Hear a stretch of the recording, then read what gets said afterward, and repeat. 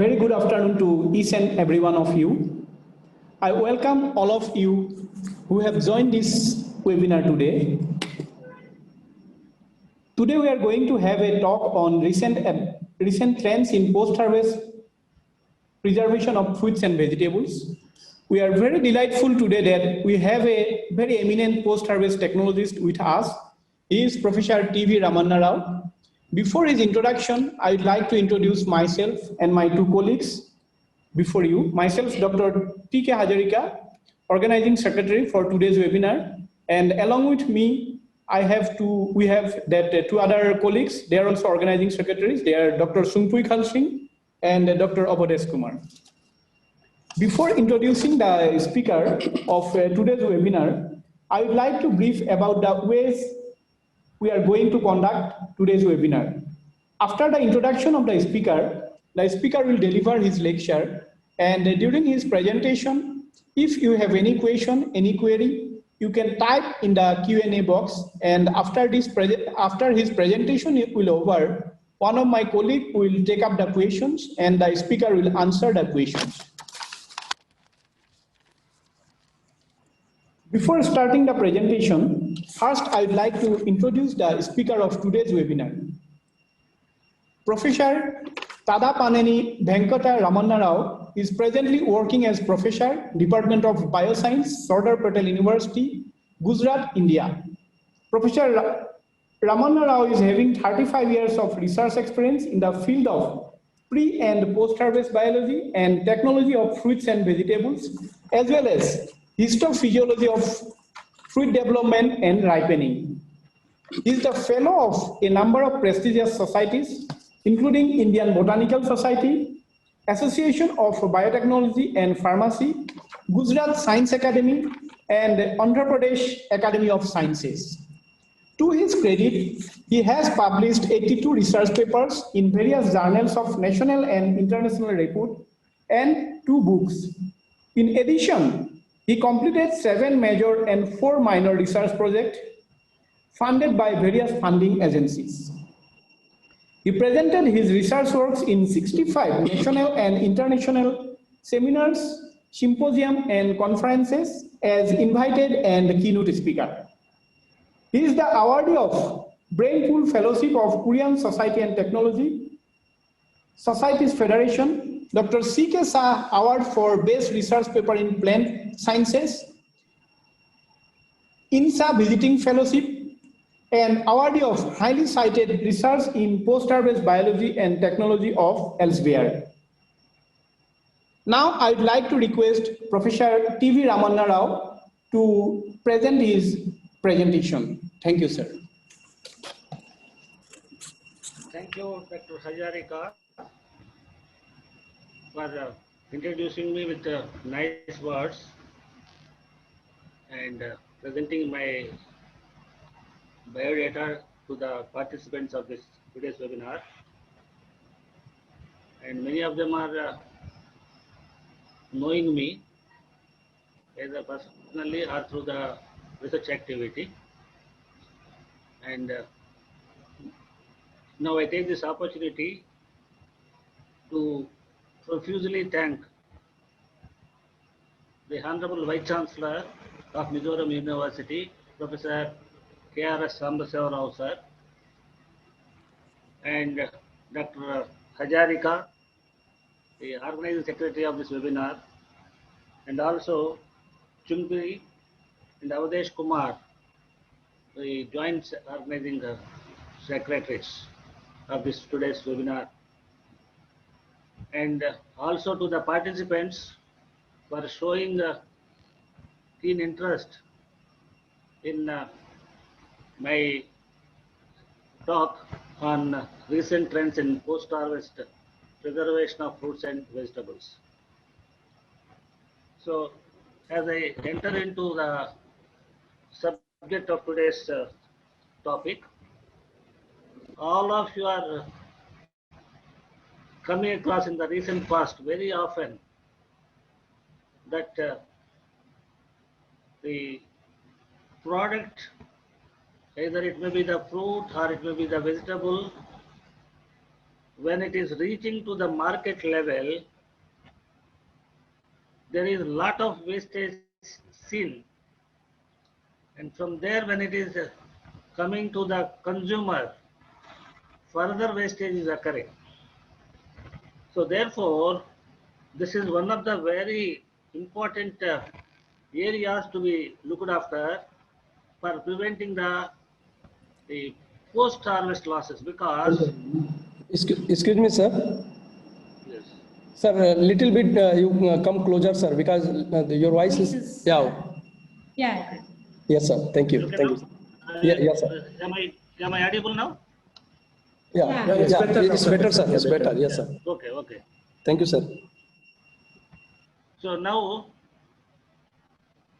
we are coming across a lot of reports, and also we are personally witnessing there is a lot of horticultural produce getting wasted, and this we may be coming through TV news and newspapers that in some seasons certain kind of crops like tomato or maybe banana or maybe papaya, when in the season the price of the product is going down like anything, and that time sometimes the farmers they are unable to harvest the product from the fields because the expenses that they have to incur for harvesting the product are much higher than what they recover after selling the product.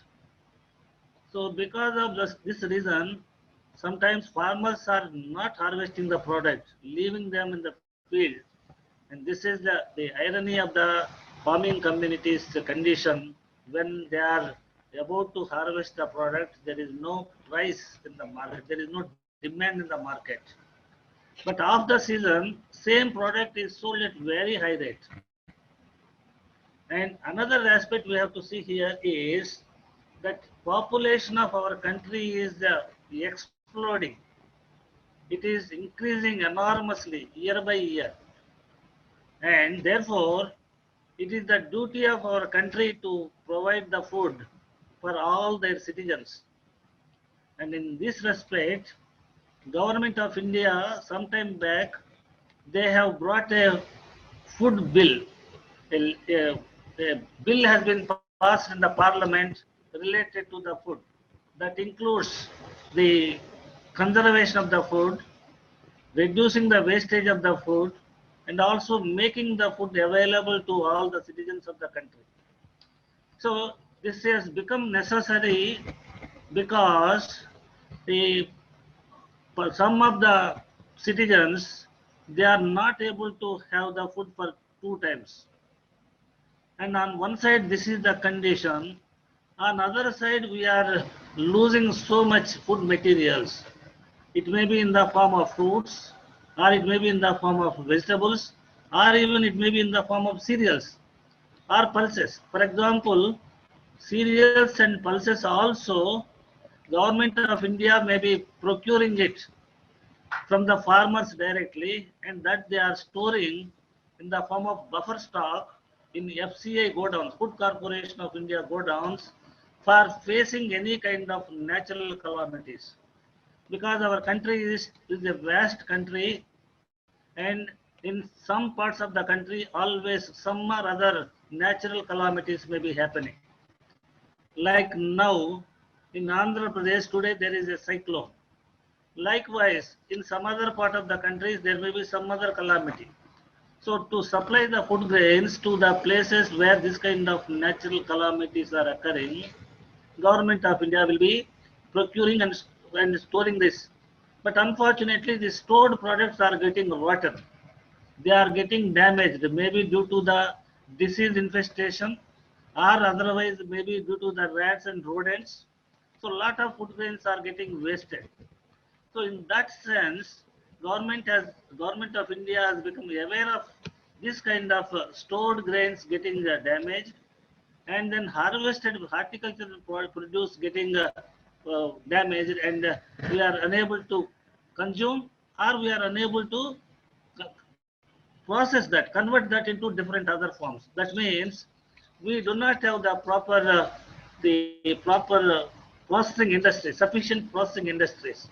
Similarly, we do not have the required infrastructure and also technology for storing of this product, for preserving of these products.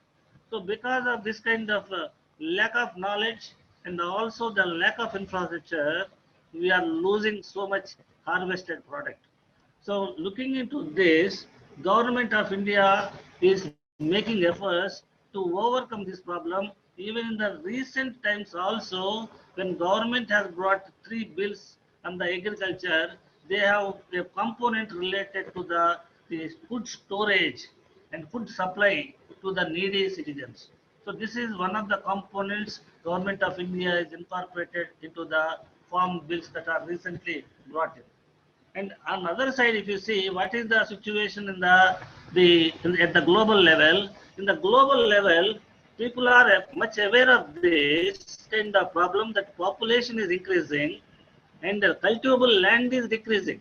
Because as the population is increasing, there may be urbanization.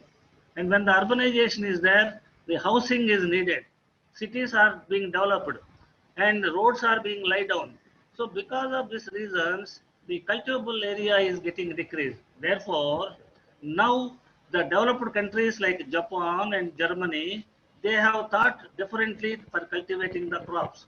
Instead of having the horizontal cultivation on the fields, now they are going for vertical cultivation. That means specific buildings are being built up, and in these buildings, they are providing the required environmental conditions for the crops that they intend to cultivate in that vertical buildings. Like you can see here that this building is having so many compartments. And this building, you can see the crops that are grown like peaches, apples, cabbage, strawberries, cherries, and tomatoes, spinach, peas. That means so many crops are being cultivated in one building. How this is possible?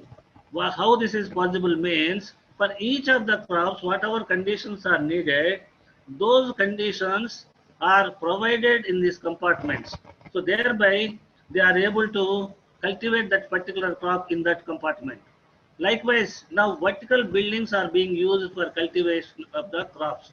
So that means these crops, irrespective of the season, they can be cultivated, and also as per their desire, in the whatever period they want to have that crop, in whatever time they want to have the mature stage or reaching to the harvesting stage, that can be maneuvered. So that is the way things are being done, and you can see here in this fashion now, special buildings are being erected, and these are the tall buildings in the form of flats they are making, and each of them they are providing all the required environmental conditions and growing the crops. And also, besides this, all the modern agro technologies are being employed for improving the yield, for improving the quality, and also for improving the nutritional aspect. So that means now people are looking into the different aspects of the product. And not only that, when we are talking about the storage of the harvested products, means we are talking about the post-harvest preservation. But this post-harvest preservation is also having the influence of the pre-harvest conditions. What kind of seed material has been used? What kind of cultivation practices have been adopted? What kind of maintenance conditions have been provided? And how the material has been harvested? All these are having the influence over the post-harvest quality. So therefore, this you can say is an integrated subject. It is not, it cannot be seen in isolation. Starting from the selection of the multiplication material, that seed material, it may be the true seed or it may be the vegetative product used for the multiplication. Starting from the selection of that material till the stored conditions of the material for the harvested product, it has the influence. So therefore, all the aspects are being now studied by different researchers in different angles. Now you can see one tomato plant here. This has been grown in China, which has given more than 3,000 kilos tomatoes. From one single plant, they have harvested more than 3,000 kilos tomato. So that means what I mean to say, now people are going for increasing the yield, improving the quality in the form of storage quality, and also in the form of nutritional quality improvement. Likewise, all the technologies that are being utilized for increasing. You can see here, these are the photographs that have been taken in Korea. I was there in Korea under the Brain Food Fellowship Program. There, I worked in watermelon experiment station. And we have worked for improving the sugar synthesis, means sweetness of the watermelon. And also in the watermelon, we have tried to improve the lycopene synthesis. And this kind of improvement of the sugar synthesis and lycopene synthesis, we try to manage with the micronutrient management. That means knowing the physiological functions of each of the minerals that are needed by the plant, we can maneuver that composition, and as per our desire, we can enhance the synthesis of the particular desired type. So in that sense, we have worked with the watermelon enhancement. Why I am giving this introduction? Because these are all the modern agro technologies are being used for enhancing the yield and also simultaneously other traits. But that after doing all these efforts, spending a lot of money, lot of time, lot of energy, and also lot of infrastructure utilizing for this, if we are unable to utilize that product, all our efforts are going waste. So here you can see this is the watermelon experiment station. Here we have done using the hydroponics, and also we have employed the grafting technique. And this grafting has been done using our bottle gourd plant as the rootstock, and that the watermelon plant we have put as saya. So we have grown the watermelon plant on the bottle gourd plant, and that has been done using in both the open conditions in the greenhouse and also in the open fields and also in the hydroponics conditions. These are the hydroponically grown watermelon plant. These are the seedlings, grafted seedlings are being planted here, and that will be growing and taking the help of the net here that is provided here. And you can see the fruits are hanging here. And to take care of the weight of this increasing weight of the watermelon, we have tied with the net. So this is the kind of condition you may be seeing for the improvement of the yield and also of course the quality. And here these are the photographs that I am showing from Anand region. In Gujarat, normally farmers are very prospective farmers. They adopt the technology very quickly and then they take the full advantage of that. Here you can see this is the huge glass house having the cultivation of the capsicum, and you can see the capsicum growing very nicely here. And also this is the climber type of the tomato, and this has grown almost 7 to 8 feet tall. And to see that you'll have to raise your head too much. And not only that, from each plant they are harvesting about 4 to 5 kg tomato. So each tomato plant is full of tomato fruit. And this is the kind of thing. And besides that, we also enjoy the sculptures made on the fruits, not only for the edible purpose and the nutritional purpose and all, but for also for our enjoyment we may be using. You can see the fruit, they may be making this kind of decoration of the salads and all in some kind of ceremonies. So this is the kind of pleasure besides in the form of food we may be having from the fruits and the vegetables. So now as I am talking about the population explosion, if you look into the production of the fruits and vegetables, we are now in the second position after China.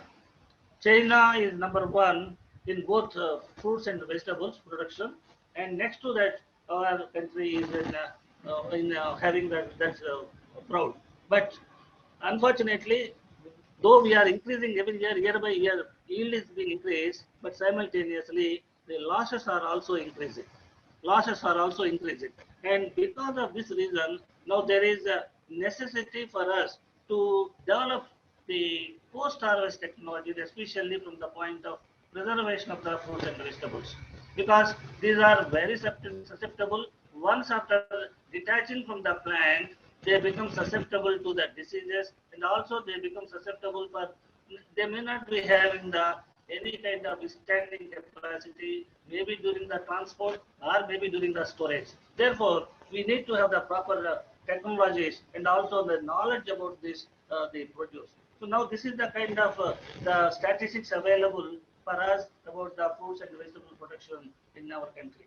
Now, when we look into this, the fruits, it is maybe from the point of filling of our stomach, but besides that, they are also found to have a lot of health promoting compounds. They are having the compounds that may be taking care of our health from different angles, like it may be providing the mental health more importantly, and also able to control the weight of the person, and also maybe having the required kind of minerals available and the vitamins available from the fruits and vegetables. So that way, the consumption of this is recommended, and that consumption also it is said that every day one should take 5 colors of fruits and vegetables. It may be in the form of salad, or it may be in the form of your vegetable curry, or it may be you may be mixing with the preparations of your rice and vegetables and other preparations. But why they are recommending this kind of 5 color vegetables or fruits? Because they are possessing the required phytochemicals for improving our health, for taking care of our health. So therefore, this is the very necessary for us to take care so that the losses are minimized. If we cannot come to stop completely, at least if we can minimize whatever losses are reduced, we can consider that that much is produced more. So that way, if you look into the information available related to the losses, you can see that avocado are reported to be about 43%. Cabbage is said to be having 37% of the total production undergoing the losses. Cauliflower 49%. Lettuce is said to be 62%. Similarly, the tomatoes are found to be 5 to 50%. And papaya is about 40 to 100%. Papaya is reported to be having the losses, reported to have the losses ranging between 40 to 100%. So this is the our country being a agricultural dependent country, we cannot afford to have this much losses. So therefore, if you look into the informations or statements or opinions by the eminent scientists who are working in this line of research, they say that this kind of situation is because of the lack of understanding of the fundamental biochemical, cellular, and molecular processes. So this, if you have the knowledge about this, if you have the understanding about this, then you may have the concern for this losses. And therefore, it is necessary for us the knowledge that is to be gained. Maybe is presently whatever knowledge we have that may not be sufficient to take care of all these aspects. Therefore, the Botella in the year 2000 he says that still we need more research on this line of thing. So when you talk of the fruits and vegetables, why there is so much damage? Because these are found to be the live materials. When they are on the plant, they are live material. Even after harvesting them, they are live material. Their physiological process will be continuing. So because of that, living nature will be causing the perishable nature to them. Many of the fruits are becoming perishable after harvesting because they lose the contact with the plant, and whatever protection that they are getting earlier with the plant, that once they after detachment they lose that kind of protection, and thereby they may be becoming susceptible. And also the quality is affected by, as I told you, pre-harvest conditions will be having the impact on the post-harvest quality of the products. And when we talk of this, the factors that are involved here, there are several kinds of the factors influencing this. It may be the compositional. Each fruit has its own composition. Like you take the apple. The apple has a different composition from the grapes.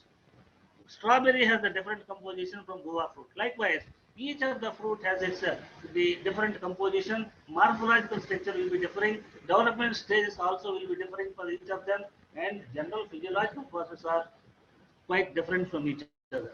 And also it is say the deterioration is occurring because, as I told you, even after harvesting, the metabolic activities are continuing, and thereby the growth of the product is continuing.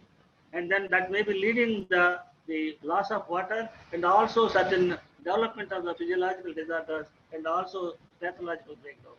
So now when we talk of this, the post-harvest losses are occurring due to several reasons. It may be due to the biological reasons like the diseases and pests, and also there may be some kind of contamination due to the chemicals, maybe in the form of pesticides or maybe in the form of some kind of toxic substances. And sometimes there may be some pathogens releasing some kind of compounds or toxins, and that may be also maybe causing some kind of the losses. And then besides that, there may be the injuries occurring, that is mechanical injuries, maybe during the harvesting or maybe during the transport or maybe during the storage of that. And then also there may be causes like physical and more importantly physiological changes also may be leading to the deterioration in the quality as well as the complete damage of the food. So sprouting and sometimes rooting may be happening, and some of the products may be undergoing the senescence process, and that may be because there are two culprits here, you can say, as the material is in the living condition and continuing its physiological process. The transpiration and the respiration processes in the harvested product will be continuing. As a result of that, you would see that there may be water loss, and that may be causing the wrinkles, and that may be causing the changes in the texture of the fruit or vegetables. And similarly, as I told you, the post-harvest chain, including the farm level, and then there may be involvement of the packaging house, transport, marketing, and processing. At all these levels, there may be influences causing the changes, post-harvest changes leading to the losses. And similarly, further I mentioned here several things more. Immature harvesting or premature or over-mature harvesting also one of the reasons, and faulty post-harvest practices, poor sorting and grading practices, poor temperature and room relative humidity management, and improper packing, and delay and improper transport to the market, and also exchange of the exogenous factors like as I told you, the rods and insects also may be causing.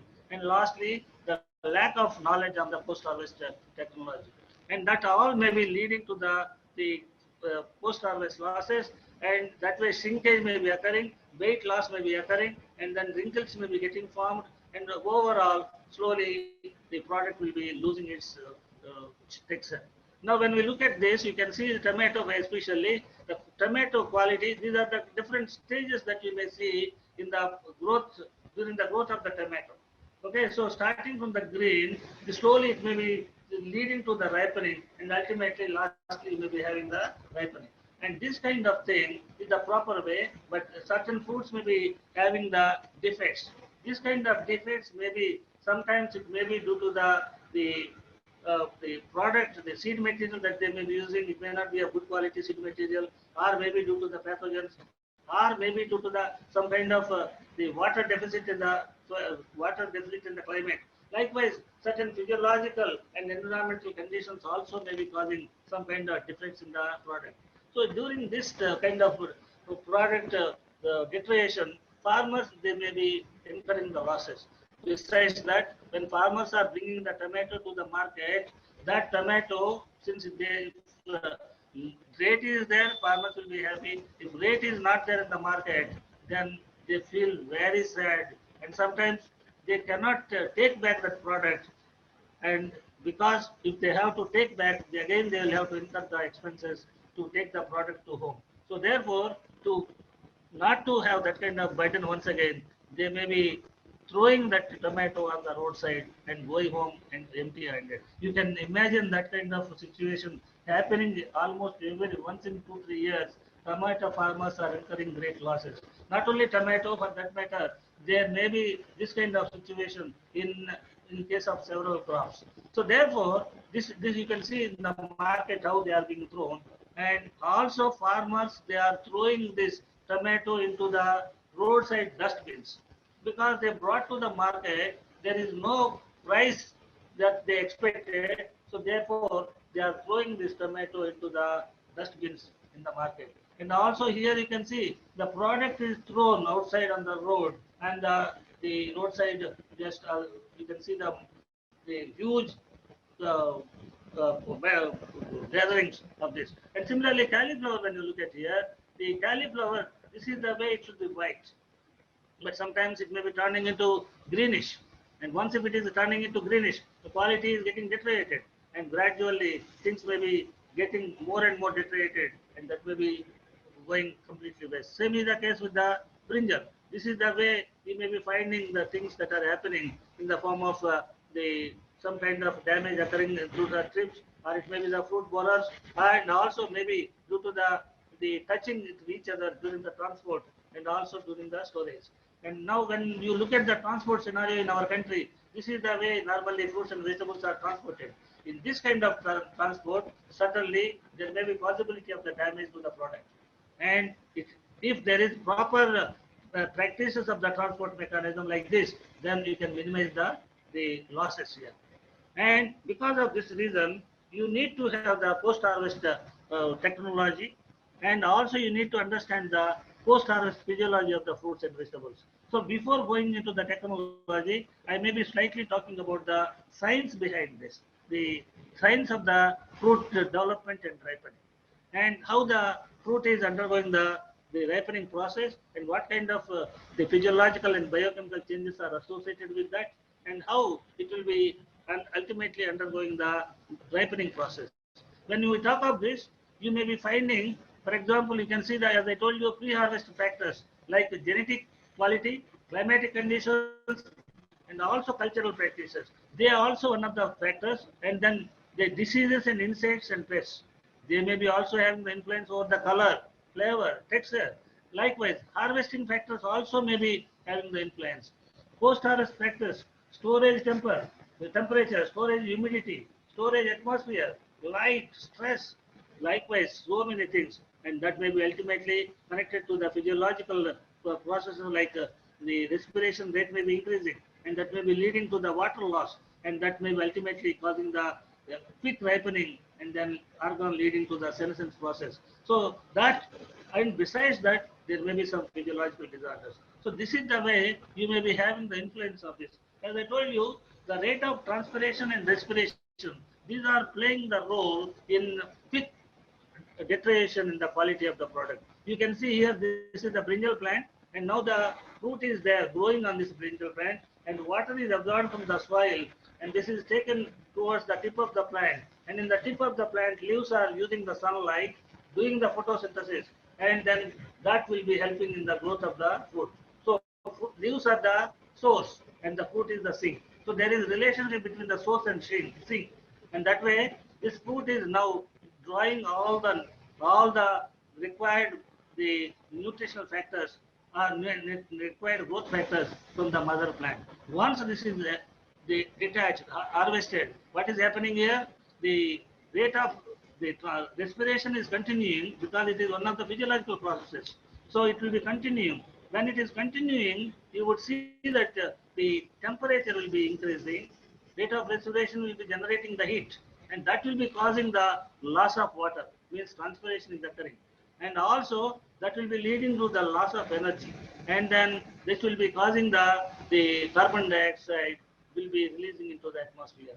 So this is the way the respiration is playing a significant role in the respiration ripening process, leading to the losses. So now another important aspect, that is photosynthesis. As I told you, the source and sink relation. Here is the leaf using the light energy, synthesizing the sugars, and these sugars are transported to the fruit. So as long as fruit is on the plant, it is getting all the things, including its minerals and all other things, whatever we are getting from the fruits and vegetables.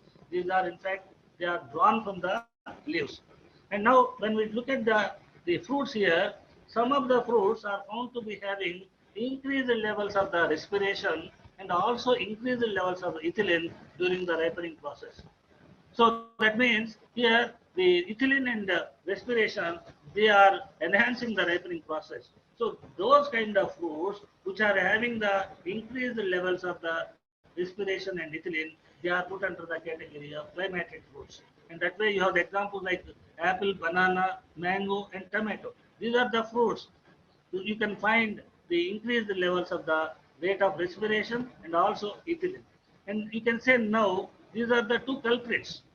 These are the two culprits causing the the lot of damage to the fruits and the vegetables after harvest. So now, when you look into the other side, there are some fruits, they may not be having that kind of increased levels of the respiration and ethylene. They may not be having so much. Fruits do not show dramatic increase in the rate of respiration during ripening and do not respond to the ethylene for ripening.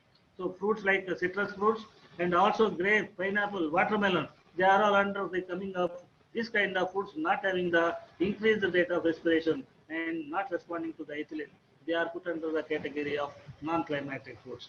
And now, when you look at this, the fruit development, it starts with the very young stage after the fertilization. After the fertilization, that means after the fusion of the female and male gametes, means in the open flower, the fertilization will be causing the initiation of the fruit development.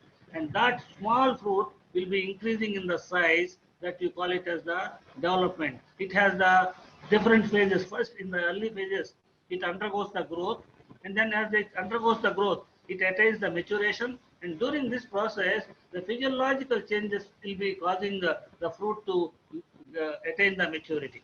And this mature fruit now, further continuing its physiological process, will proceed to the ripening. And if the ripening is allowed to continue further, it may be further reaching to the further stage, that is senescence. So this is the stage you cannot use it for consumption. You may have to throw this. So therefore, when it is reaching to the ripening, you may have to use this fruit for consumption purpose. In some of the cases, just before ripening itself, you have to be careful, because once over ripening means that becomes useless for the consumption. So likewise, when you look at different fruits and vegetables, they are maybe having the stages. Like as I told you, initiation is occurring first, and that is followed by the development, including the growth, maturation, ripening, and senescence. So that means these are the 4 stages that are found to be present during the development. So in the growth, you can see some of the vegetables we may be consuming when they are in the growing stage, like cabbage, for example, broccoli, and also maybe cucumber when it is in the growing stage, we may be consuming it. Similarly, okra, when it is dark green in color, or bendy fruit we will be consuming. Likewise, sweet corn, it is in yellow color, and then apple, maybe yellow to reddish, and tomato when it is turning into dark, and then carrot maybe turning into the reddish and all. So this is the way different fruits and vegetables are consumed at different stages of their development. As I told you, some of them are under the growing stage we consume, and some of them when they attain the maturity we consume them. Some of them we may prefer to consume them in the ripened stage, and some of them they may be proceeding to the senescence, but there it becomes useless. And when you look into the fruit development, as I told you, this is the flower. After the fertilization, you may be having the small ovary, and that will be having the cell division, and that may be having the multiplication of the cells, and those cells will be undergoing the enlargement, and thereby cell size is increasing, and number of tissue layers are also increasing, and gradually your food is increasing in the volume, and then it undergoes the maturation process. And this, after attaining this stage, no further increment in the size.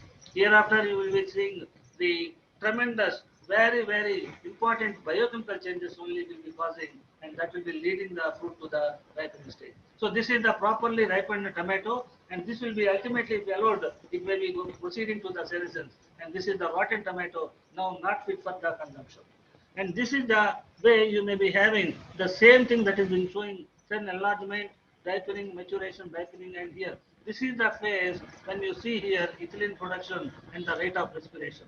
Rate of respiration is reaching to the peak, and similarly ethylene production also is reaching to the peak in the climatic fruits. In the non-climatic, you may not be having that kind of increase. And when the fruit ripening is occurring, it may be an irreversible phenomenon. Once it is moving to the reddish color, you cannot bring it back to the green color, because it is an irreversible phenomenon.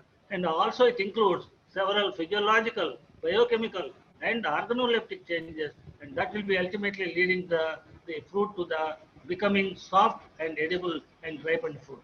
So this is the kind of the beauty that you may find involving the ripening processes.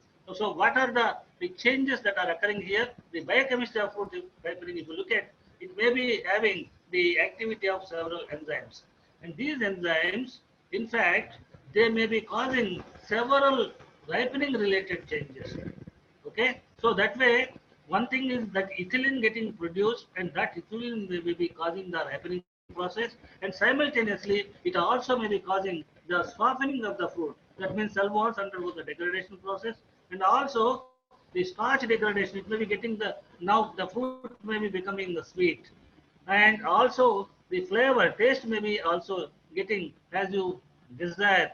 That kind of taste is available due to the biochemical changes and changes in the organic acids. So that is related to the respiration and all. The color is getting changed from green color to the red color, and that is because of the chlorophyll. Green colored pigment is undergoing the degradation, and simultaneously other pigments are getting synthesized and they dominate.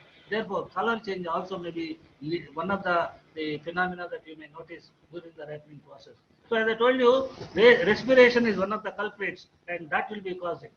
And same thing that is being shown here. And when you look at this, the immature fruit that is going into the ripened fruit, there you may be finding the chloroplast getting converted into the chromoplast, and chlorophyll is undergoing the degradation, and that will be leading to the change in the color from the green to yellow color.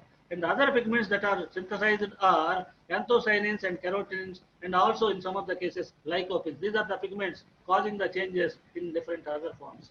So chlorophyll degradation is the solubilization as the chlorophyll is occurring. I am not going into much of the details here. This is the kind of phenomena that is associated with the change of the color from the green color to the other colors like red and orange and all. It is because chlorophyll is undergoing the degradation process, and that way you can see that anthocyanins are getting synthesized, and they are giving the color red to blue color to the product. Carotenoids are also getting synthesized, that is beta carotene and lycopene, as you find lycopene in the tomato and also in the watermelon. Watermelon, once upon a time it was thought that tomato is containing more lycopene, but later on it has been found that watermelon also is having almost same or more than tomato, the lycopene content.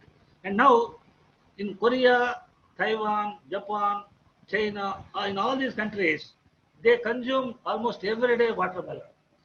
And in fact, it is recommended, consumption of the watermelon every day is recommended, but the reason, as it contains the beta carotene and lycopene, and these are antioxidants.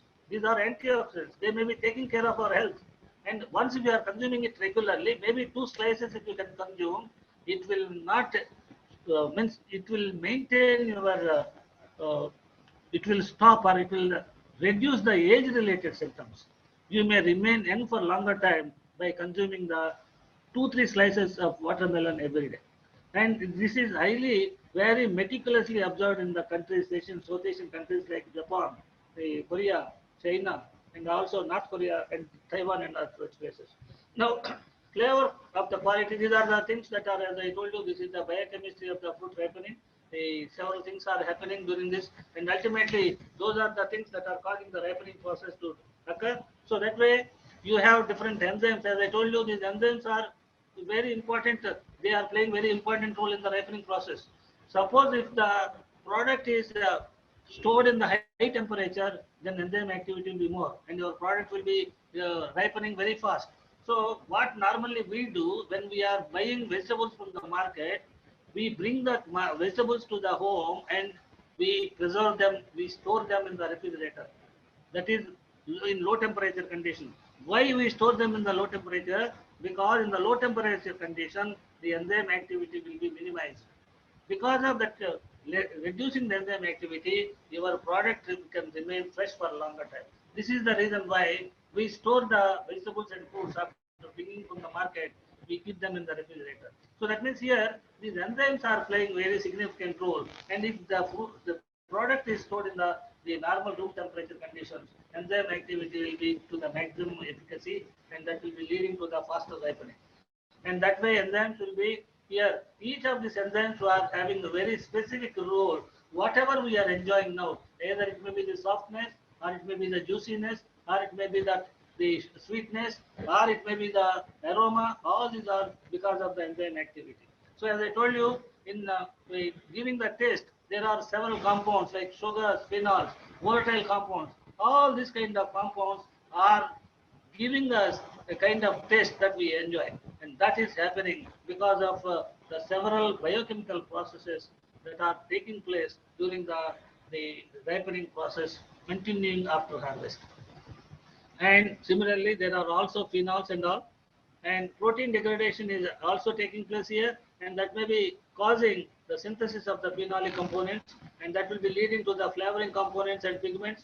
Amino acids may be used here, enzymes, they are functioning here as the particular character or particular trait, and that is because of the enzymes that are present here. And organic acids, these are all because of the respiration process, and that may be getting produced. And these organic acids, during the ripening, they get converted into sugars. And once the sugar conversion is occurring, that means your food is becoming sweet. It may be sour in the mature stage, but later on it becomes sweet. It is because of the conversion of the organic acid. And all these things are happening during the ripening.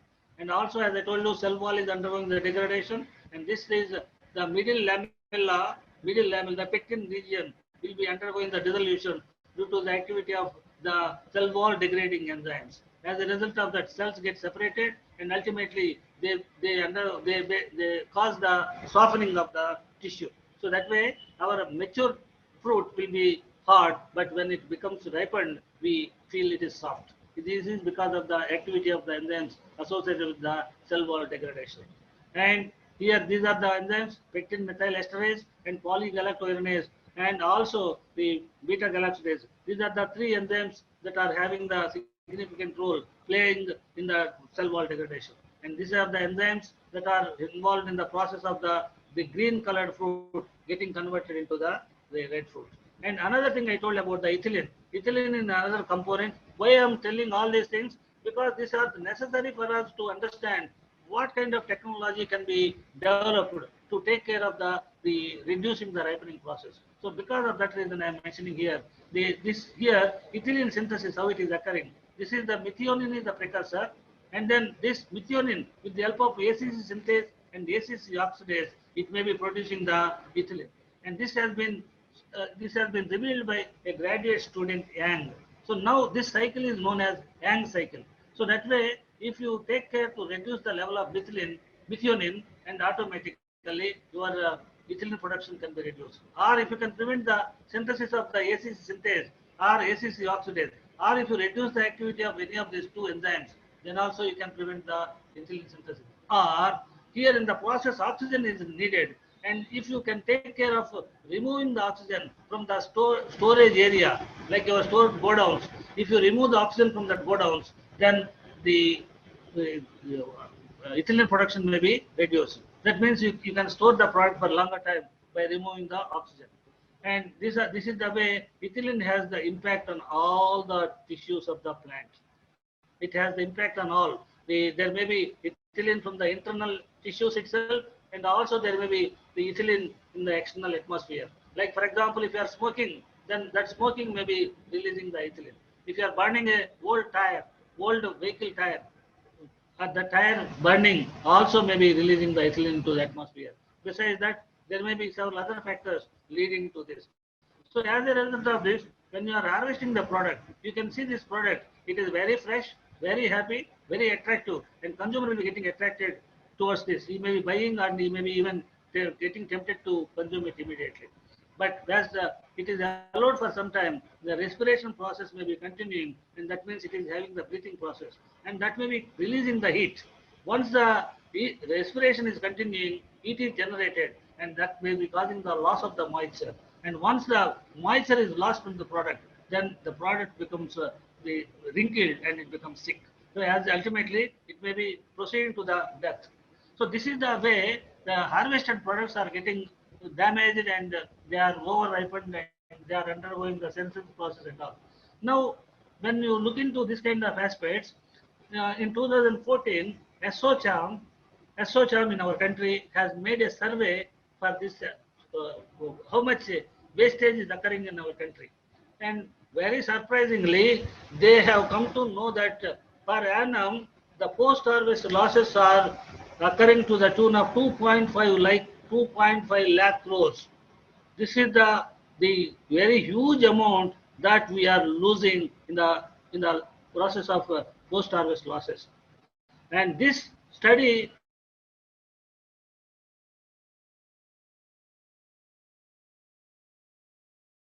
reported to be having about 11,400 crores annually.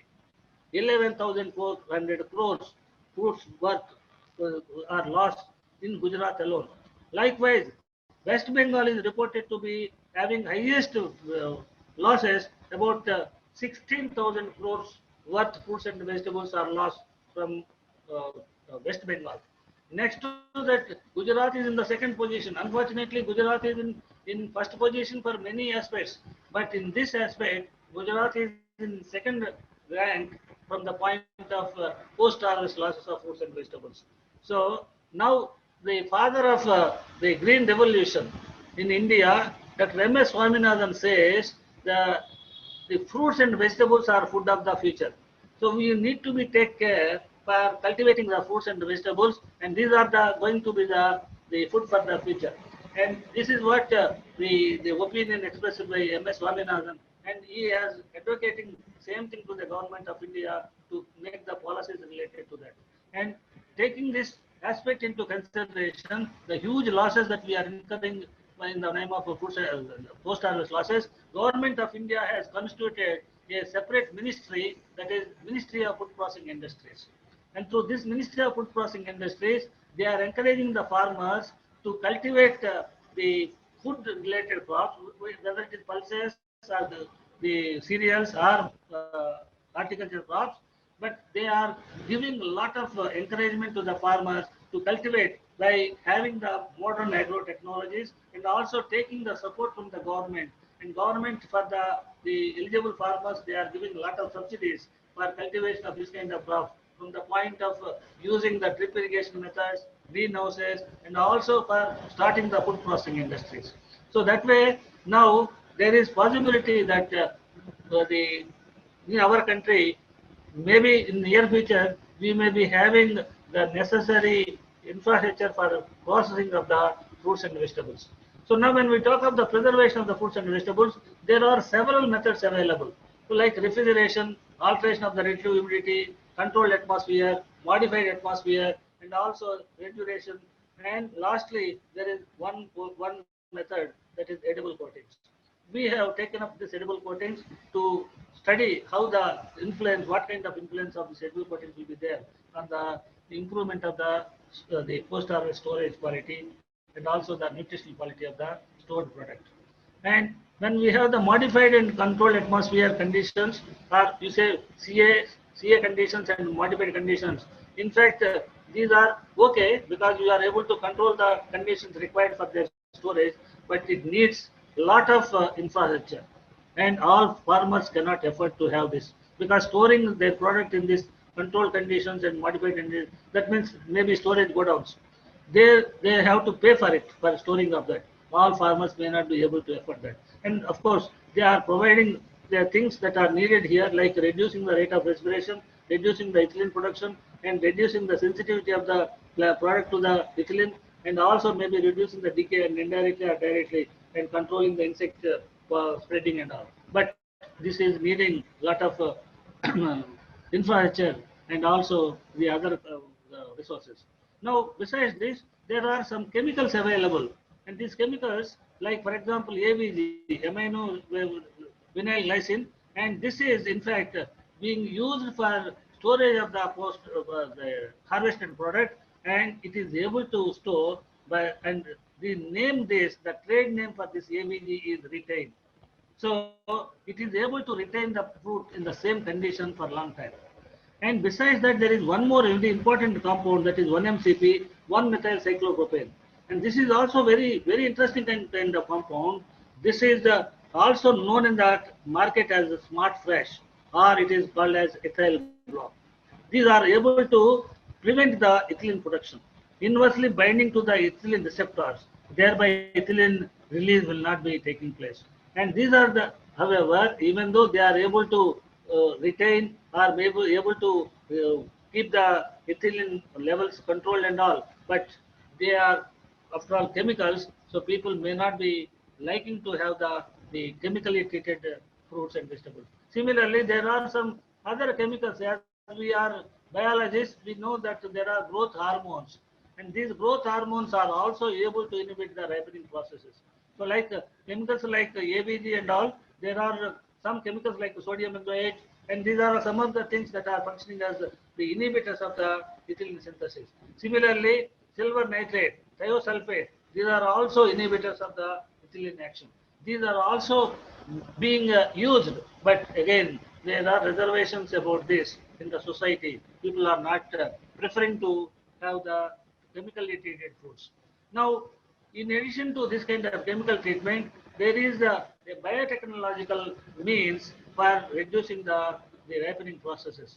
So that way, biotechnologically modified ethylene responses in the transgenic plants. So what they do, the transgenic plants with ethylene response is blocked, and here fruit will not ripen even if it is exposed to the ethylene. And that kind of thing, especially it has been successfully done in case of tomato. Now tomato, that genetically modified tomato, once after having the harvesting, no problem, you can store it in the normal condition, not even the cold condition. You can store the tomato for 1 month, it will remain as it is. That means you have the switch, like how you are putting the light on off. Likewise, you can regulate the ripening of the tomato under your control. You can keep, and that tomato is popular. GM tomato is popularly known as flavor saver tomato. So that is one of the things that has been very successful. And then when you talk of this ripening, as I told you, there are several ways. You can use the specific the compounds to regulate the ethylene production, and also to regulate the oxygen and carbon dioxide. As I told you, that if oxygen is not available, then respiration cannot take place, because for respiration oxygen is needed. Or alternately, in the storage room, you fill that room with full of carbon dioxide. When you fill that room with full of carbon dioxide, then respiration cannot take place, because through the respiration, carbon dioxide will be released. But already if the room concentration, the carbon dioxide concentration is more in the room, that means now no more carbon dioxide can get diffused from the ripening of fruit. So therefore, ripening cannot take place. Similarly, chemical treatment, calcium treatment is given, 1-MCP treatment is given, and also there are some bioregulators, like as I told you, growth hormones, they also can be given for the regulation of ripening. Now coming to our small simple technology, I told you that we have preferred the edible coating technology. Why we have preferred is because it is a simple technology, and also it is found to be environmental friendly, and it is also able to delay the ripening process, and it can extend the shelf life.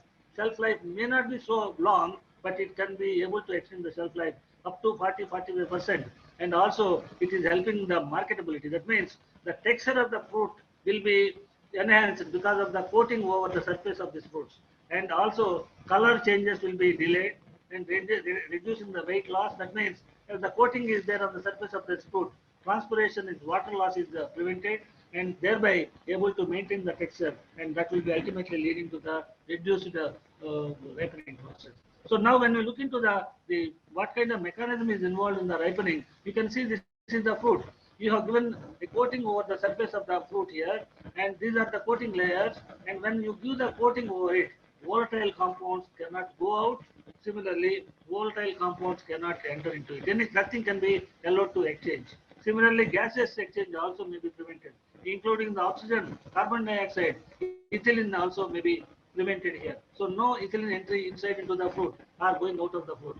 Similarly, moisture loss also is prevented. And besides that, very comfortably, you can incorporate whatever you are needed for your either for nutritional quality improvement or for color enhancer or whatever texture enhancer. It is possible that you can incorporate this kind of antioxidant or antimicrobials or colorants into the emulsion that you make, for giving the coating over the surface of this fruit. And now, when we look into this, there is some kind of this kind of coatings, or maybe some kind of heat treatments, or controlled atmosphere, modified atmosphere, or even edible coatings. When you are giving this treatment with any of this kind of treatments, including UV light, what is happening to this? There may be increase in the synthesis of the secondary metabolites and also the antioxidant enzymes. So because of giving the treatment of any of these treatments to the product, harvested product it is, and there is possibility of enhancing the synthesis of the secondary metabolites, and that may be leading to the production of the increase in production of the phenolics, carotenoids, and also enhancing the enzyme activity, and that may be ultimately leading to the improvement in the sensorial quality, safety, and nutraceutical quality of the product. So this is the gist of the summary of the treatments, what they are doing to the product. They are enhancing the synthesis of the secondary metabolites and the antioxidant enzymes. That will be leading to the improved quality of the nutrition quality of the food. And this you can see a model representing the possible induction of some plant hormones. And here you can see these are the enzymes that are involved here, hydrogen peroxide and the ABA, and these are the things that may be leading ultimately causing the synthesis of the carotenoids or phenolic compounds, and that will be leading to the improvement in the nutritional quality. So this is the way things are being happening when you are giving the treatment, either in the form of UV light or in the form of heat or in the form of energy. So this is the kind of phenomena will be leading to the process of increased quality of the nutritional quality. So that way the post-harvest abiotic stress also may be having influence over the quality. And post-harvest treatments, as I told you, the treatments that you are planning also may have to be studied first before you select the treatment, including whatever mechanism at the cellular level, at the molecular level, at the biochemical level, at the physiological level, what are the possibilities that are happening, and that if you are aware, then you can take the advantage of this kind of treatments for enhancing the quality. And here, when we are talking about the edible coating, there are several kinds of edibles. Some of them are edible polymers, and some of them are non-edible. And among these, there are different categories like polysaccharides, proteins, and lipids. Soya proteins, pea proteins, sunflower, wheat, gluten, corn grain. These are all the edible, you can say, the polymers. These are plant-based products. Similarly, there may be the pectins and carrageenan, cellulose, alginates, and xanthan gum, pullan. So these are also the kind of biological materials that we can use as the coating emulsion to give coating over the surface of the material, including lipids also is possible. So that way, now there are several kinds of materials are available: polysaccharide based, protein based, composite coating, and these are the methods of the coating: composite coating, bilayer coating, layer by layer coating, multi-layer coating, active coating. Likewise, there are different kinds of possibilities are there as per your desire, and depending upon the type of the material that you choose, you may choose the type of the treatment. And as I told you, the example for the polysaccharide, here the xanthan gum, jillan gum, carrageenan, and gum gatti, and even what is that, gore gum, all these things are there. Similarly, protein-based, wheat, gluten, and gelatin. And likewise, we have also tried like the chitosan. Chitosan is, in fact, it is obtained from the prawn cells. It is a waste material. And that material now having a lot of scope and utility in the agriculture. It is being used as the insecticide, it is being used as a biopesticide, and also it is used in this emulsion making and all. Chitosan is found to be having so much the antimicrobial activity and all. So people are preferring now. But however, we tried only with one fruit, that is strawberry. But after that, we realized that in the society there may be some kind of reservations because it is from the animal origin. So thereafter, we discontinued using the chitosan. And edible coatings, we have tried to give on tomato, and these are the kind of materials we have provided, and this is the kind of concentrations we tried, and also we have added cinnamon oil. It is because the adherence of this alone may not be sufficiently working, so we tried to have some kind of the lipid components also in this. Likewise, we tried for the tomato, and then we have continued our study here. I would like to say that now this has become a separate aspect of the study of the post-harvest technology. So many people are now all over the world, people are working on this, and USDA, US Department of Agriculture, has sanctioned 7 major research projects. And similarly, European Commission also has given some 4 mega projects to different countries. And this is the way now they are encouraging for working on this the coating in the form of edible coatings, and that is to prevent the post-harvest losses. So now it has become a kind of specific subject, and many people are showing a lot of interest, and so much information now available in the form of literature, in the form of review articles, or the original research articles, and also in the form of books. So this is the kind of study I will be now going into the first year, and you can see the tomato, as I told you, these are the kind of treatment that we have tried, and these are the kinds of results we found. The T1, what is T1, that is explained on top, and these are the kinds of the treatments that we found. And ultimately we found that it is able to give the treatment with the carrageenan 0.5%. The shelf life of the tomato could be enhanced to 40 days, while CMC 1%, with that we could enhance up to 39 days. And similarly, we tried with the mango. We have tried here with the jane and gelatin, and that is also able to extend the shelf life. And this has been further showed. This is the 12th day, and this is the condition that we will be finding here. You can see the difference between the control and the gelatin treated here. And control is showing the wrinkles and all. That kind of wrinkles are not found here. Maybe the gelatin 10% may be having slight wrinkles, but not with the jade. This is jade and gelatin 10%.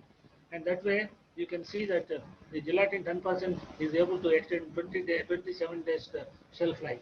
And this is the way you may be finding and this is the star fruit. In Gujarati we call it as kamrak, and this is having very sour taste. And here we have tried with the CMC and Arabic Phytosan, Arabic gum, alginate, and also the carrageenan, and this also has given us the maximum extended life to the 17 days. Arabic gum also is helping to enhance the post-harvest life to 17 days. So this is the way we have tried with papaya also, and this papaya you can see 21 days, and in this you will be finding the that is CMC 1%, extending the shelf life up to almost 21 days. Okay, so the CMC 27 days it is. So this is the way we could extend the shelf life, and then we have tried, as I told you, we have used this the chitosan for improving the strawberry, improvement of quality and shelf life of the strawberry with the edible coatings. With of course we have enriched that with the chitosan. And similarly, Avroha carambola, that is star fruit, we have tried using this, and then we have also worked on several fruits, starting from banana, mango, papaya, grapes, and also strawberry, jamun, and guava. Likewise, most of the perishable fruits we have worked, and we could see that there is possibility of extending the shelf life with the help of the edible coatings. And that way, as I told you, there are different kinds of methods for preparing this, and also you may give a single coating, single emulsion, or make a composite mixture of two different coatings, and then prepare the emulsion, and that you may be able to enhance the functional properties of each of the components.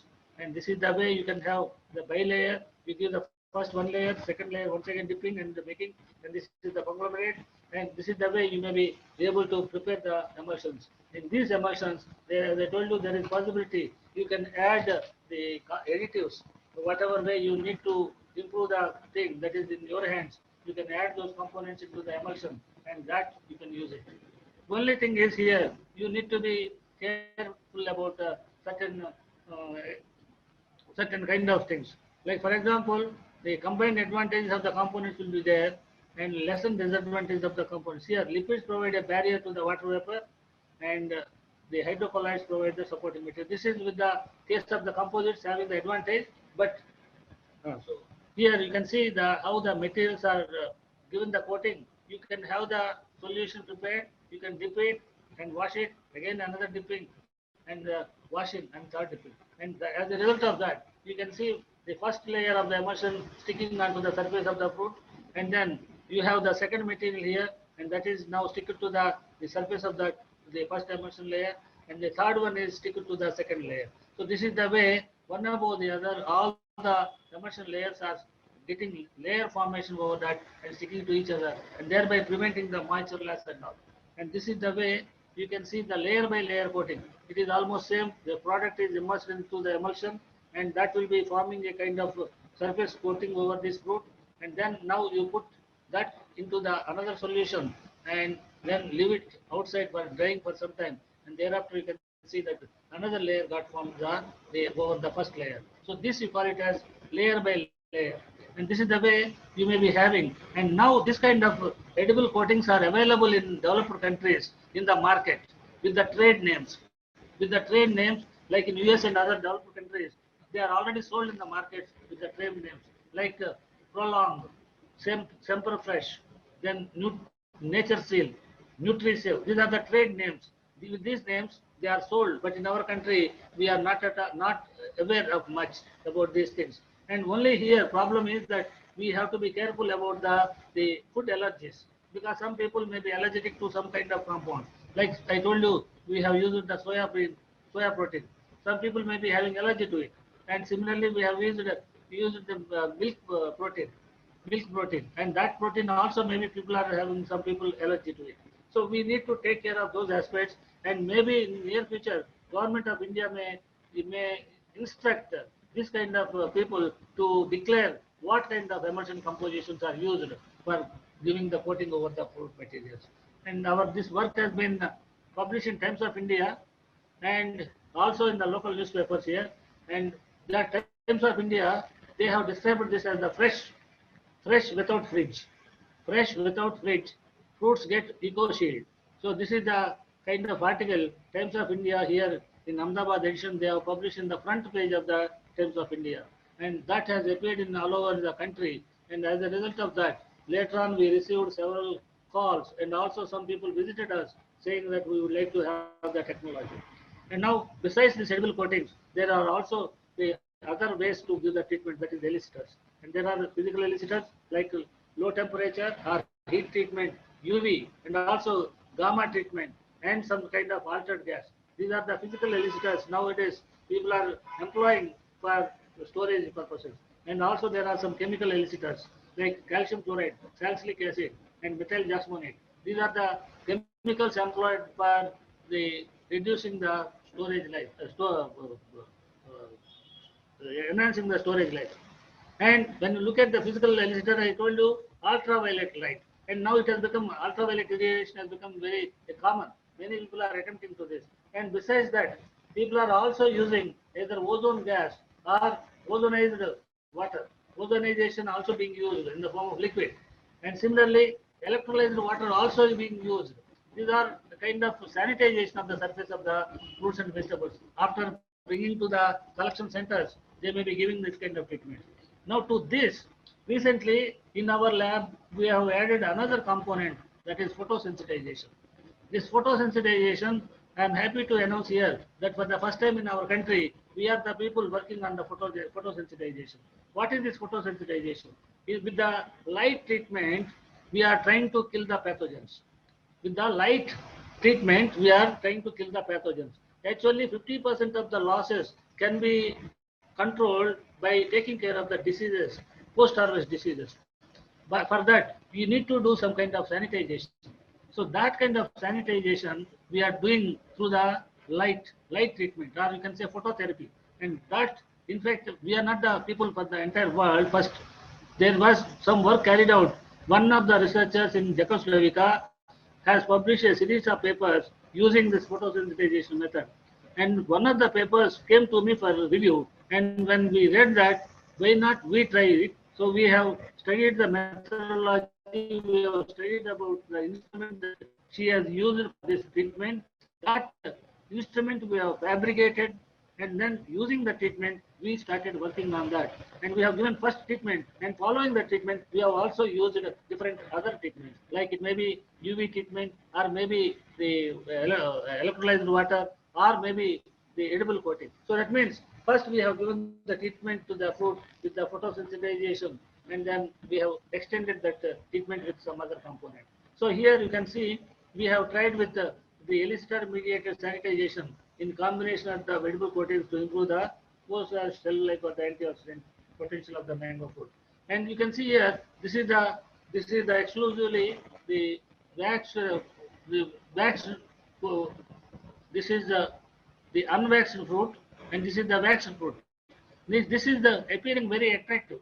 and also it is maintaining the texture because it is preventing the water loss.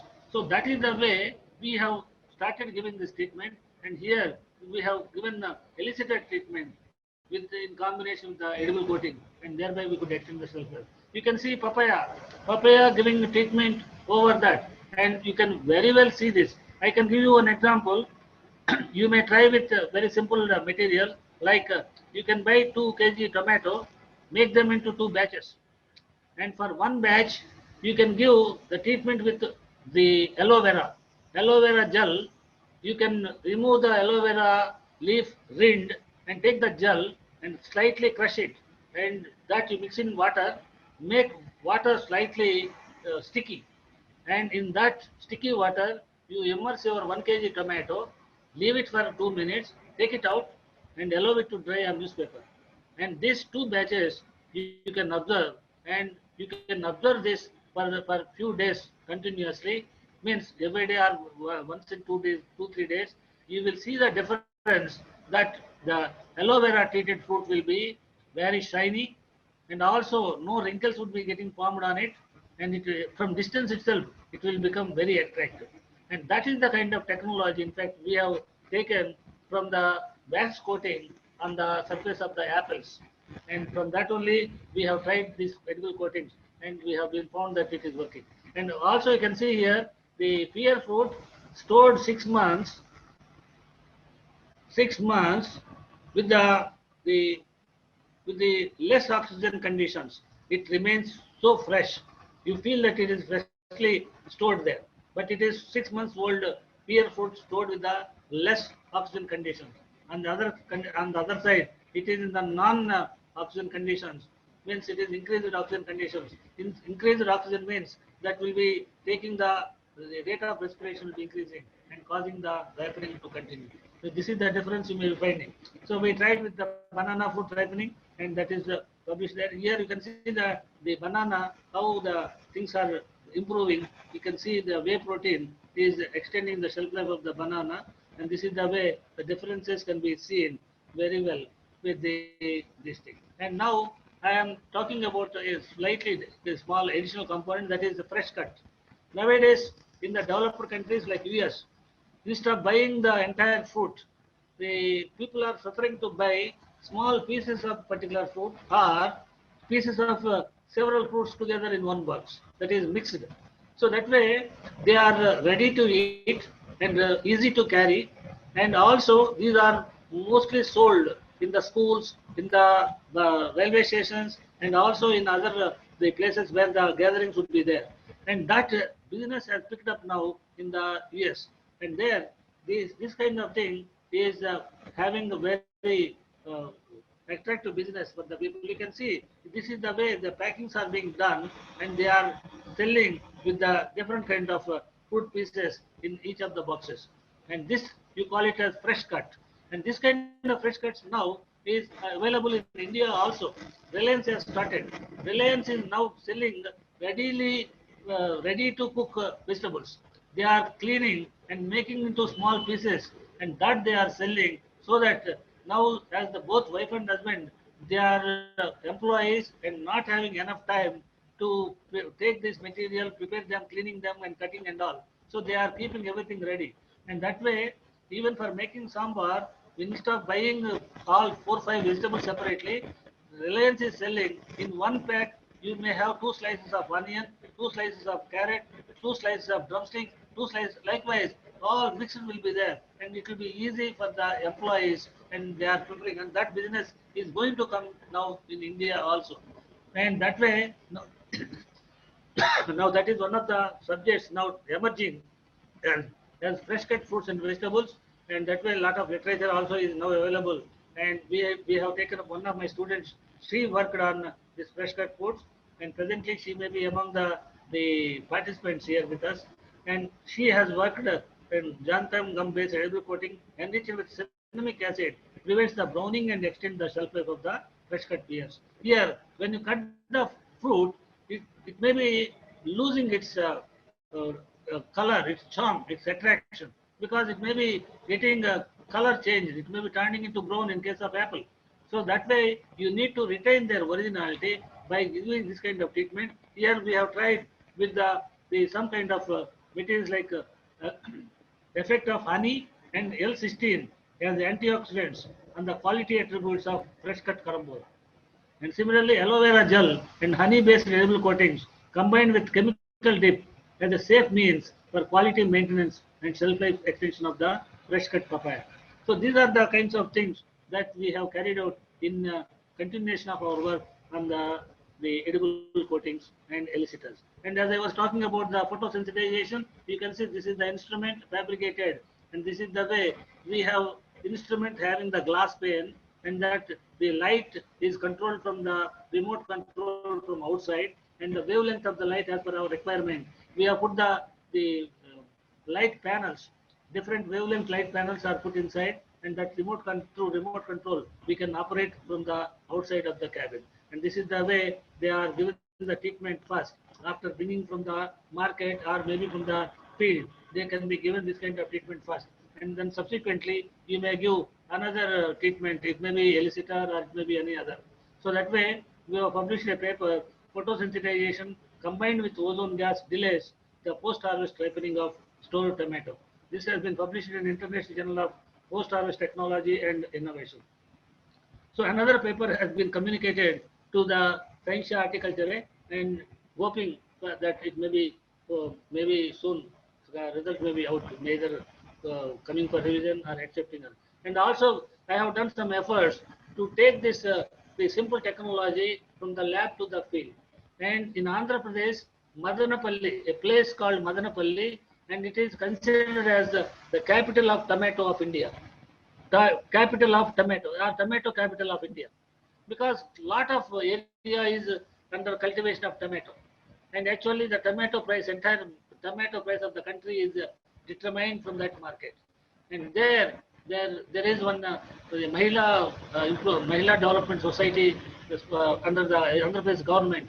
They have invited me to share this with the farmers there. So we have conducted 3 days awareness workshops for the benefit of the farmers.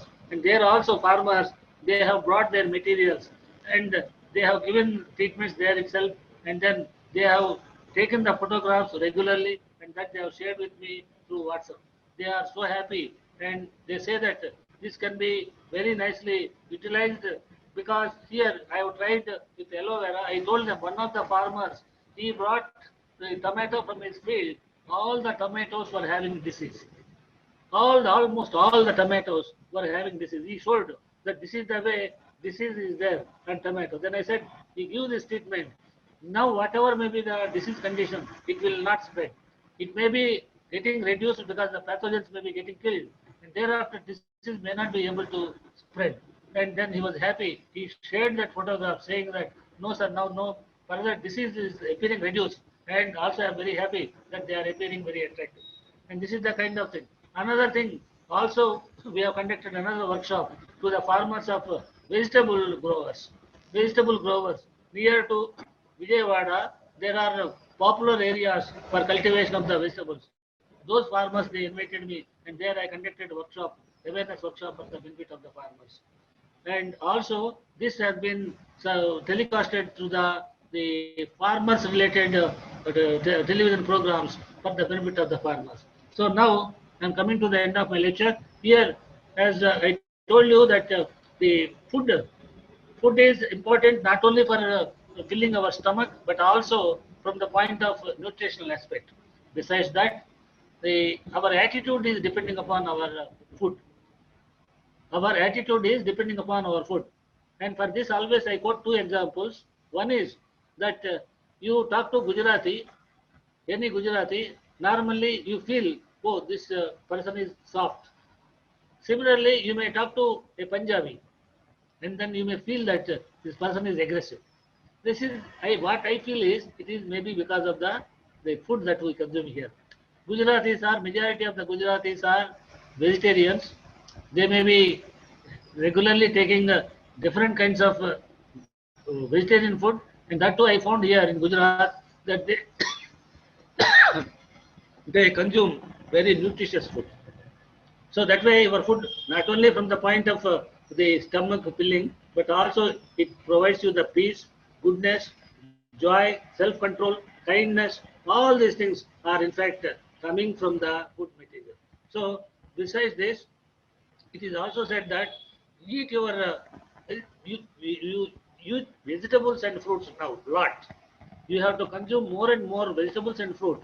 And if you avoid eating vegetables and fruit now, later on you may have to eat only the medicine.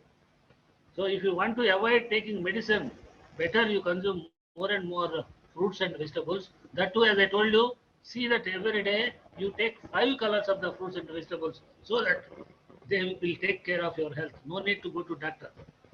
So you pay to the farmer now. You pay to the farmer now. If you don't do that now, later on you may have to pay to the farmer. Means for medicines you may have to pay. So this is the kind of message that I would like to give here from my talk. And these are the students who did wonderful work in the area of edible coating. These people actually, they have forgotten about all their other things except their work in the laboratory, and they devoted their entire time during their PhD only for the research activity, and that yielded good results. And I'm proud to share their photo here. And I think some of them, or many of them, or all of them, maybe among the participants now. And I will also give the credit that actually I was working for my PhD, and thereafter I was working in the plant anatomy, fruit development.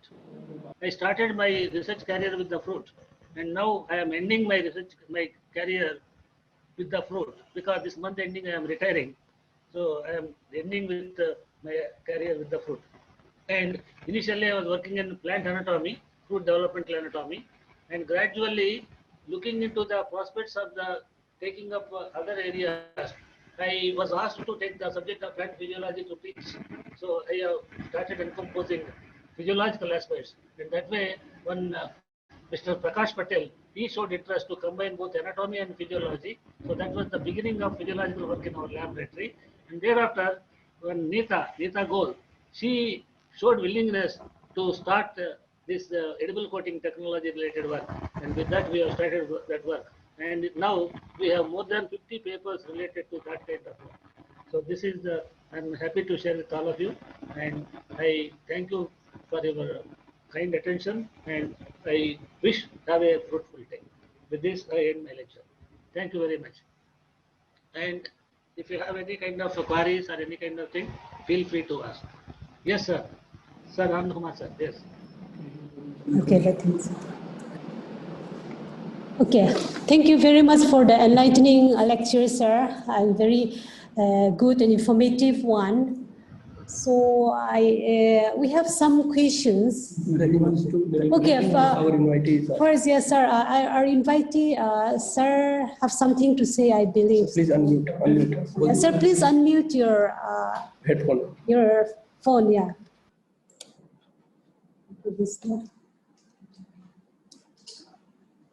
Shall I just ask? So you have to unmute your mic. Yeah. You Yeah. please unmute, yes, sir. Yeah.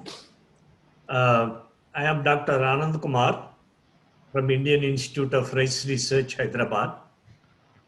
I profusely compliment my good friend, Professor Ramana Rao Garu, for a very, very effective, useful, and lucid presentation. I especially liked your last 3 messages, a very, very hard-hitting messages to the general public. Thank you. I have 2 comments and 1 question.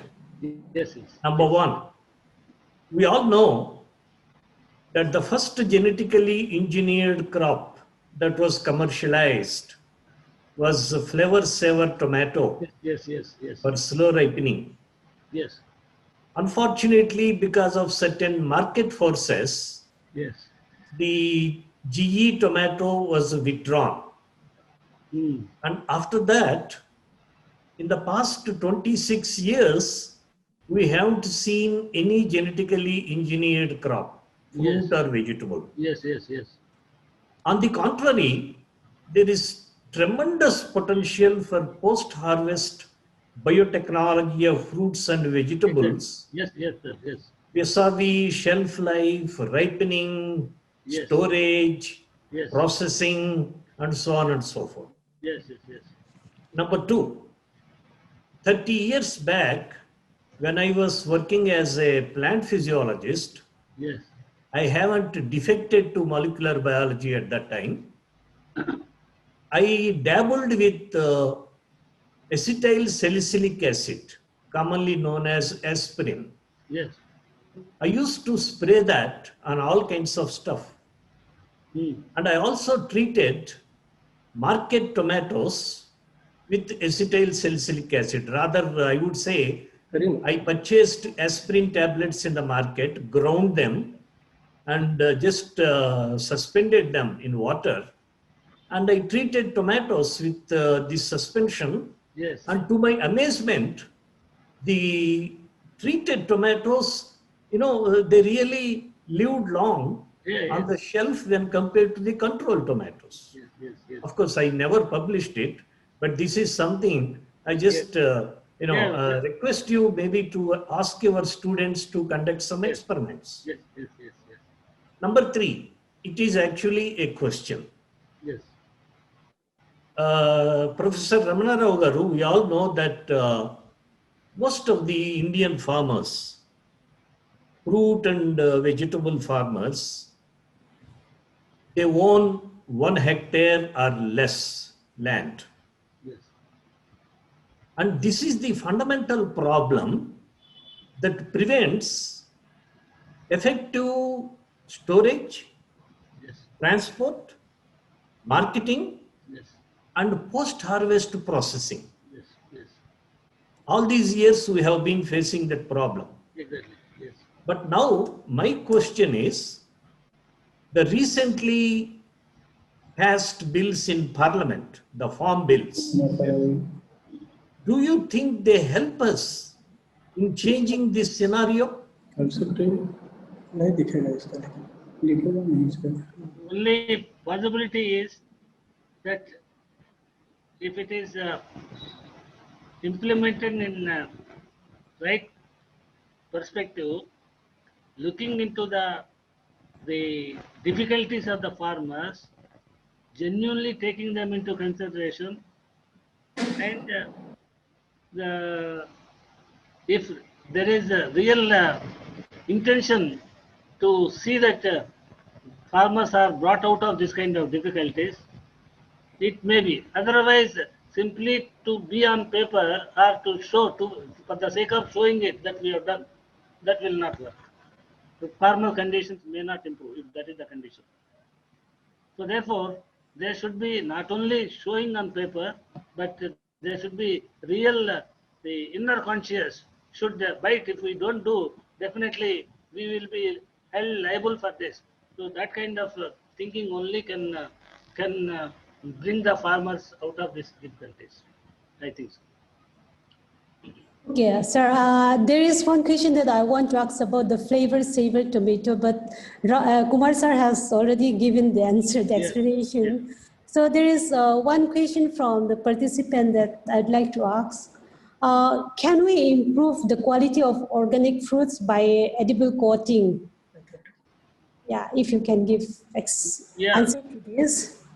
Yes, any material, even whether it is organic or otherwise, the physiological process remains same. So maybe there may be slight variation in the rate of ripening between the organic and the traditionally cultivated one. So except that the physiological process remains same. So to reduce that physiological process, if you are if you are keeping, if you are keeping a barrier preventing the gas exchange, that will take care to extend the shelf life, Okay, irrespective of whether it is organic or otherwise. I see. So This is they are more or less the yes, similar process. For both of Similar them. process can be used, yes. Okay, thank you very much. But one thing is there, but one thing I would like, I think I did Yeah. not mention, this voting or any other treatment, we cannot generalize. This particular treatment will be working efficiently for this fruit. We Okay, cannot generalize because it may right. be having so many factors, starting from the genetic composition, and also the climatic conditions in which it is grown, and also the prevailing climatic conditions at the time of harvest and thereafter. All this will be mattering in this. So, and also, as I told you, each fruit has its own structural composition and also physiological processes.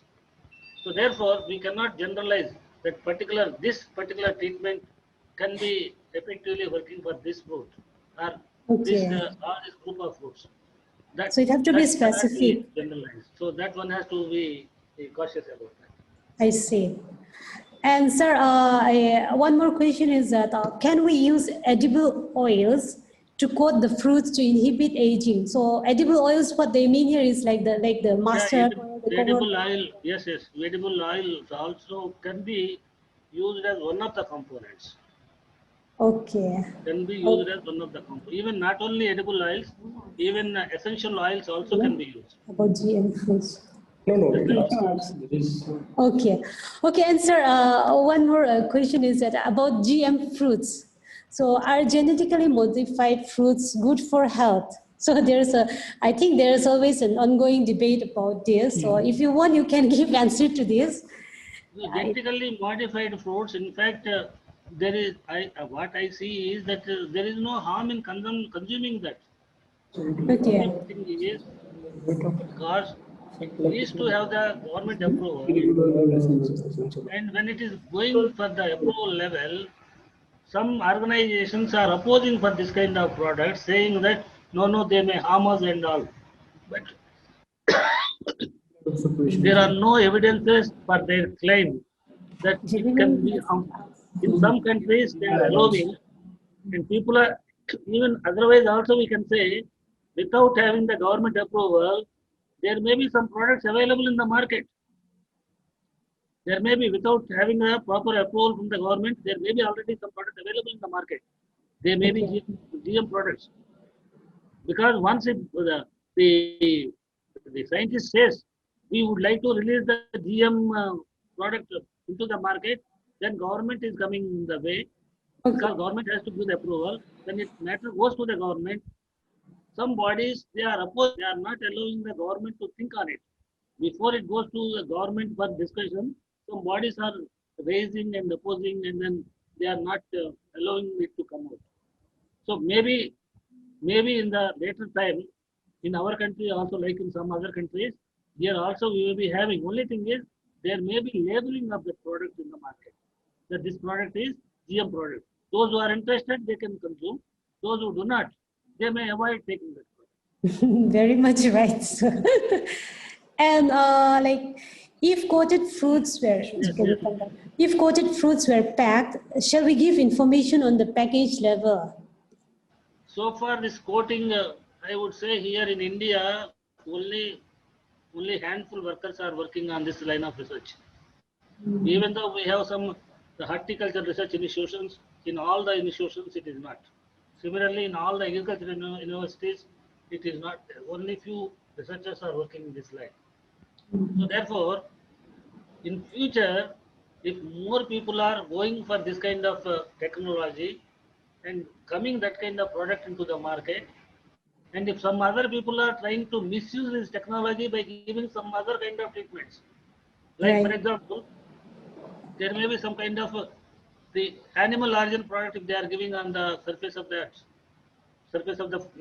agricultural produce, and some people may be vegetarians, they may not like to have it.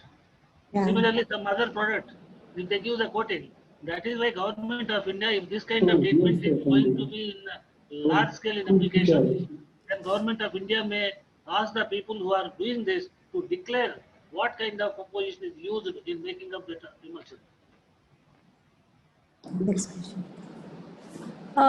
Sir, another question is what is better, aloe vera treatment being all natural, or for the treatment that is like LED lights of different wavelengths like that. Yes, what is it? Please Yeah, continue. the question is like whether aloe vera treatment or LED light treatment, that kind of, that kind of thing. Yeah, which one is better? Maybe safer, I think. Photo treatment. For the treatment, yeah. Aloe vera? There's a comparison. One is about aloe vera treatment. I believe this is for treatment, post-harvest treatment. Aloe vera is found to be having a lot of medicinal value. Okay. It is being used in cosmetics now, like anything. And also now it is being used in preparation of the sweets. In Gujarat, the Saurashtra region, aloe Very different. vera based sweets are being prepared now. So aloe vera is one of the medicinally important plants, and any product coming from aloe vera is good for health. So no issue on that. Okay. And sir, one question is, can I use dissolved sugar as an edible coating? What do you think, sir? Which sugar? Dissolved sugar, like syrup, as an edible coating, is that applicable? Sugar syrup. Sugar syrup you want? Honey. Dissolved sugar, like syrup, right? Sugar syrup you mean say? Yeah, can they be used as an edible coating type of thing? No, sugar syrup, I'm not, I don't think that it is. But starch can be used, gorgum can be used, Right, carbohydrate yeah. can be used. But directly adding sugar, we did not think of that. Okay. You can use the gum, Arabic gum. Okay, yeah, I use think it needs some stabilizer, isn't it? Yes. Stabilization, otherwise the sugar will just. Gorgum is used as the stabilizer in ice cream I industry. think we have to question everything. No, just noted. One more and then So I'll just ask you one more, and there are several questions and answer. So I think sir can see the questions, and then he can. Dr. Anand Kumar sir is having, he is raising his hand. Dr. Anand Kumar sir. Yeah, right. Yeah, I think more questions can be asked to sir. Yes. Thank you for permitting my intervention. Yeah, right. This is with respect to the question raised earlier about the possible safety apprehensions of genetically engineered crops. vis-a-vis post-harvest traits in fruits and vegetables. In fact, now we have entered into a totally different era. We have a much more powerful and effective way to develop the desirable traits in fruits and vegetables, that is genome editing. Starting from shelf life, storage, the post-harvest traits like, let us say, fruit quality, antioxidants in the fruits, pigments in the fruits, nutritional substances. Most of these traits, as we all know, are encoded by genes that are responsible for certain proteins and enzymes that are already present in the fruits and vegetables. So when we do editing of these genes, simple editing of these genes, encoding these enzymes, in fact, you can express the desirable trait in your vegetable or fruit. And it is absolutely safe, more acceptable, and more desirable than genetic engineering. So we are going to see these enormous possibilities in the next 1 decade or so. Thank you.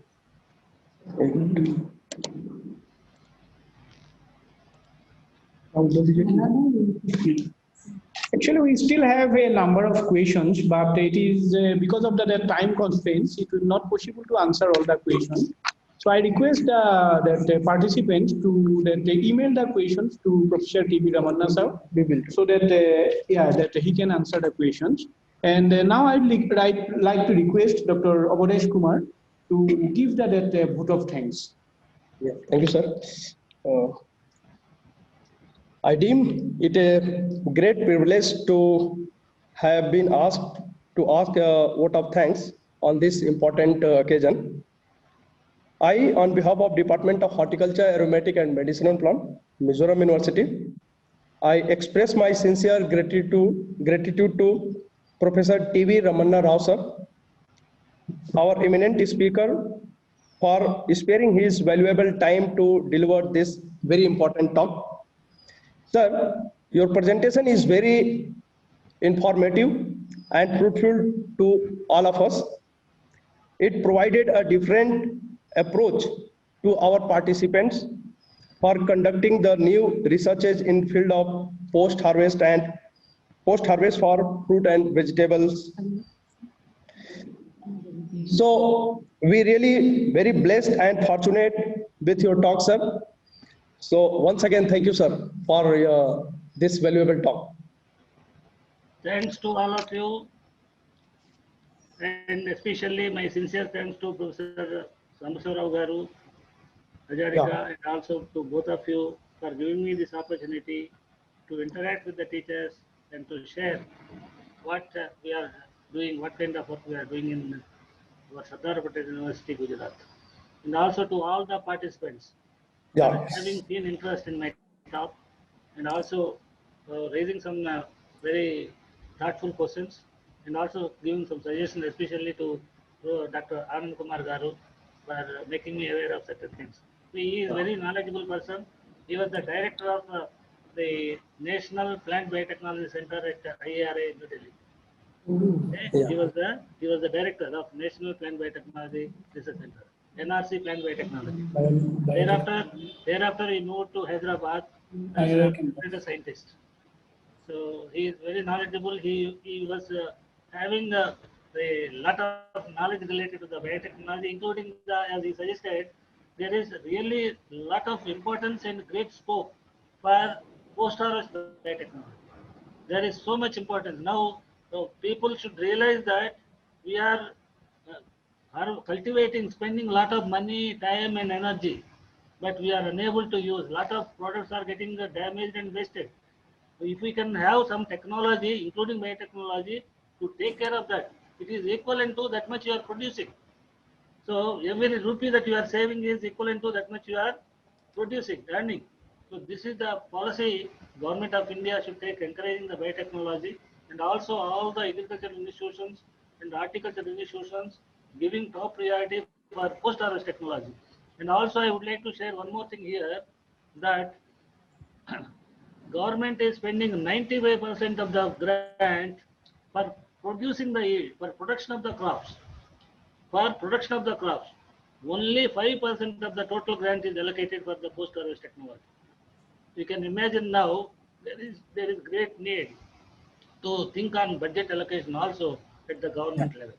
And now, of course, state governments, all the state governments are realizing the importance of this post-harvest technology and also starting food processing industries in their respective states.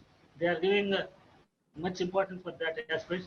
Let us hope that in next 10 years, we may be also having sufficient food processing industries in our country, and also government giving good support for doing the research activity in the post-harvest technology and post-harvest biotechnology. Yeah, thank you. Thank you, sir, for this sharing this very informative information. And in addition to this, I would like to we are very extremely thankful to our Honorable Vice Chancellor, Professor K.R. Sambashiva Rao, for his full support and valuable guidance.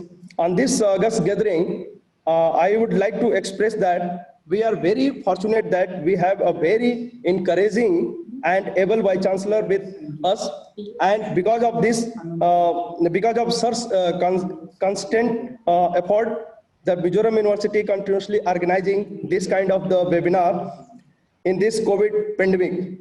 Sir, we all are inspired by your gracious presence. In spite of your very busy schedule, you are always guiding us to conduct this kind of the webinar and the seminar. So thank you so much, sir. And I would like to express our heartily thanks to our invitees, Dr. Anand Kumar sir. And as our eminent speaker already told about Anand Kumar sir, so in future, we are really, we can say, whenever we have the opportunity to engage sir in related to the new kind of the post-harvest related activities in our department. So we ask the expertise from Anand Kumar sir to do some good researches from our department. So thank you, sir. And I sincerely thank to all our participants for your active participation. And dear participants, you are the only who make this event more successful. So thank you all to make this virtual gathering to make success this webinar. And lastly, I thank to our colleagues and our ICT technical persons, especially Mr. Suraj, for his valuable input and necessary arrangement to make this webinar more, you can say, easy and very well functioning. So thank you, everyone. Thank you all. Yeah. With this, we are concluding this webinar. Yeah. Thank you. Sir.